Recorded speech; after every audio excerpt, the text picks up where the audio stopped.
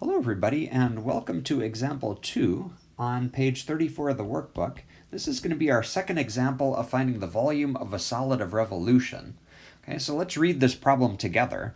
They'd like us to find the volume of the solid region generated by rotating the region bounded by y equals 2, x equals 0, and y equals the cube root of x about the x-axis. Okay, and before we can kind of get our hands on the volume here, we need to have some idea of what this region looks like. Okay, so I'd like to start with a very rough sketch. Okay, and then we'll refine it a little bit. Okay, so kind of looking curve by curve here, y equals 2 is just a horizontal line, maybe sitting about up here. X equals 0 is a vertical line. Okay, it happens to be right on the y-axis. And then what does y equal the cube root of x look like? Well, you might remember what it looks like. If not, you could maybe punch y equals x to the 1/3 into your calculator and have it sketch a graph for you. And it kind of has the same shape as the square root of x does, increasing and concave down. Kind of looks like that.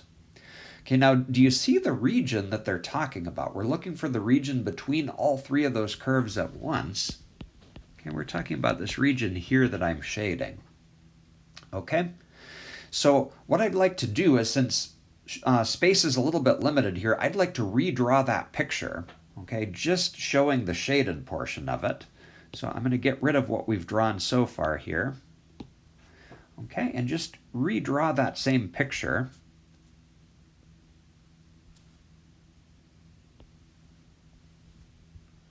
Okay, so we had y equals 2, y equals the cube root of x.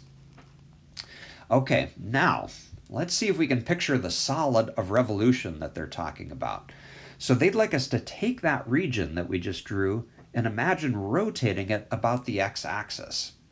Okay, so if you do that, this region that we drew is going to come out below the x-axis, and if you draw its mirror image, it kind of looks like, okay, just very roughly speaking, like that.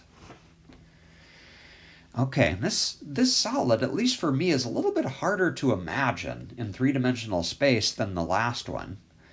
Okay, so one question I might ask you about this is, what do you see here? Does this look like a completely solid region, or does it have any holes in it? Okay, I'm kind of seeing a big gap in the solid between here and here. This is kind of open space. So kind of an interesting thing happens when we slice this. Remember, we're going to take out our machete now and take a slice of this region. So imagine slicing perpendicular to the x-axis, okay, because that's our axis of rotation. If you slice this, you're going to actually have a hole in the middle of your slice. So instead of getting a disc, you're going to kind of get a washer-shaped slice in this case. Okay, something like that. Okay, and like we did in the previous problem, I'm going to draw a front view of that slice. Okay, kind of the goal is to figure out what the area of that slice is. Okay, so it has the shape of a washer. Let me try to be consistent with my colors here.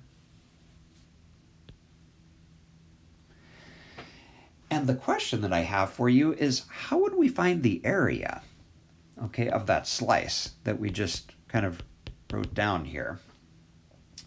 Okay, well, the area of a circle is pi r squared, but what we want is the area of a washer. Okay, so one way to think of it is we could find the area of two circles here. Okay, so we could think first about the bigger circle on the outside and find its area, and then subtract off the area of the circle in the inside that we don't want. Okay, so what it comes down to then, finding the area of this washer, is figuring out what these two radii are, how long they are, that I just drew in. Okay, the key to doing that is to maybe go back up to our picture here and to ask, what is the y-coordinate at these 2 points? Okay, I wish I had drawn this a little bit bigger. Let me just create a little bit of space here. Okay, so as you look at this point here that's kind of at the top of the shorter radius, what would the value of y be at that point? Okay, well there, notice the curve that we're on. We're sitting on the curve y equals the cube root of x. Okay, and so that y value is going to be the cube root of x, which means that this shorter radius here, that's going to be the same distance as this distance here down in our picture. That's going to have the value cube root of x. Okay, it's just the distance from the x-axis to the curve y equals cube root of x. Okay, and then same question, what would this point be up here at the very top? Okay, well, that point happens to lie on the curve y equals 2. Okay, and so the distance of this bigger radius is going to be the distance from that curve to the x-axis, which is just 2. Okay, so in a nutshell then, the area of this washer is going to be pi times the bigger radius squared. Okay, that's going to give us the radius of this bigger circle on the outside. And then we're going to subtract off the part that we don't want, pi times the inner radius squared. Okay. And so since that's the area of our washer, we're ready to write down an integral for the volume here. Okay, it's going to be the integral of this area that we just wrote down. I'm going to rewrite the cube root of x as x to the 1/3. That's going to make it a little bit easier to integrate here when we get that far. Okay, so there's the area. Multiplying it by dx turns the area of that slice into a volume. Okay, and there's just one piece missing here. What's missing from our integral? Well, we need the limits of integration, don't we, if we want to actually get a number out of this. Okay, well, what are our limits of integration in this case? They don't tell us directly, which means we need to figure those out for ourselves. So let's go back to our picture here. Okay, and the question you want to ask yourself is, where do we start slicing? Okay, we start over here at the left-hand side of our region, and what is the x value there? You can see from the picture that that's 0 because we're right on the y-axis. Okay, so that's going to be our lower limit down here. The upper limit, we're going to keep slicing until we get to the very right-hand part of our region, and we need to know what x is equal to at that point. Okay, well, they don't tell us what that point is, so how do we figure it out? Well, one way is to notice that that point is the intersection of these two curves. So we could set those two equal to each other, okay, to figure out what that crossing point is. Okay, I'm going to do that up here. So 2 equals the cube root of x. If we want to solve an equation like that, we're going to cube both sides to get rid of the cube root.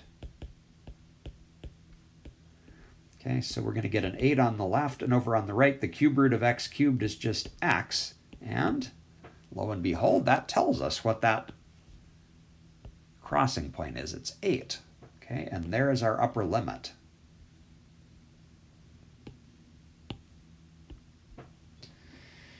Okay, so we've done a lot of work already, and usually the hard part is setting up the integral. Now we're going to just quickly evaluate it. Okay, and I'm going to just run through this relatively quickly. So let's see, pi times 2 squared is 4 pi minus pi, and then if you take x to the 1/3 and square it, we need to multiply the exponents. That's going to give us an x to the 2/3. Okay, and taking antiderivatives, antiderivative of 4 pi is just 4 pi x, because 4 pi is a constant, minus pi times, let's see, antiderivative of x to the 2/3, we would use the power rule, and that's going to give us a x to the 5/3 over 5/3. That's going to be 3/5 x to the 5/3. Okay, the rest of this is just substituting in your limits, 8 and 0. I'm trusting that by now you're probably reasonably comfortable doing that. And if you do that, plug in your 8 and your 0 and kind of do the arithmetic, you can either get a decimal, or if you do it exactly, you will come up with an answer, a volume of 64 pi over 5.